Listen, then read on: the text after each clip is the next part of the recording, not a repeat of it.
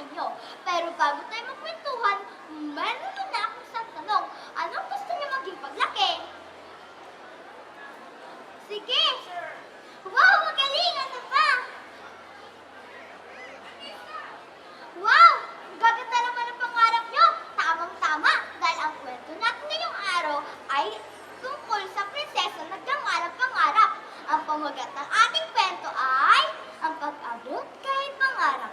Kwento ni Elvino Teres II at buhit ni Lu Pineda. Noong unang panahon, may isang mansyon kung saan nakatira ang napakagandang babaeng nagkangarap-pangarap. May isang pagkakataon, ang amang pangarap ay organisa ng isang paligsahan kung saan ang mananalo ay makukuha ang kamay ng dalaga.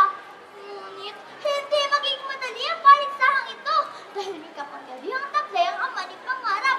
Sigurado kung ano-anong mahika ang gagamitin nito sa kanila. Pumila sa harap ng mansyon ang 10 kalahok. Lahat sila ang pangalan ay Pedro. Para madaling malaman kung sino ang sino, tatawagin natin silang unang Pedro, pangalawang Pedro, pangatlong Pedro, hanggang sa umabot ng ika-10 Pedro. Tumayo sila sa tapat ng pinto ng mansyon. Doon ay sinalubong sila na bantay na nagngangalang Takot. Ako, si Takot! Kayo pala, mga lalahok! Hindi naman sasinisinda kayo, pero pagpasok nyo sa pintuang ito, meron kayong makikitang sobrang laking dagon ang bubugay na apoy. Naku mga pare, gustado yung manigurado at ito pa ang matindi. Meron din tiyang buwang sobrang pangit na kagain niyo ng tao.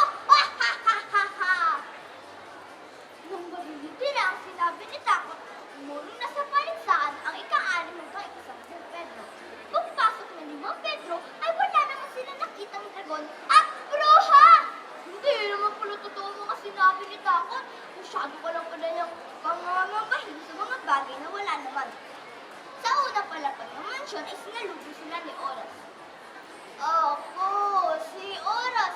Ay, huwag ka pananatili dito sa loob ng mansyon. Siguradong aabutin kayo ng maraming taon. Tutuloy po ba kayo? Hindi nagustuhan ni Kalimang Pedro ang sinabi ni Oras, kaya umuwi na siya sa paligsahan. Dahil dito, 4 na Pedro na lang ang natira. Binigyan ni Oras ang mga Pedro ng libro para pag-aralan. Nasa ika-4 kasi palapag si pangarap at mahirap pagkarating dito nang walang alam. Nang may sapat na sila kaalaman, umakyat na sila sa ika-2 palapag. Doon ay sinalubong sila ni Pagod at inutusan sila ni Pagod na tumakbo ng paikot-ikot. Napagod ang mga Pedro sa ginagawa nila. Sa sobrang pagod, sumuko na si ika-4 na Pedro.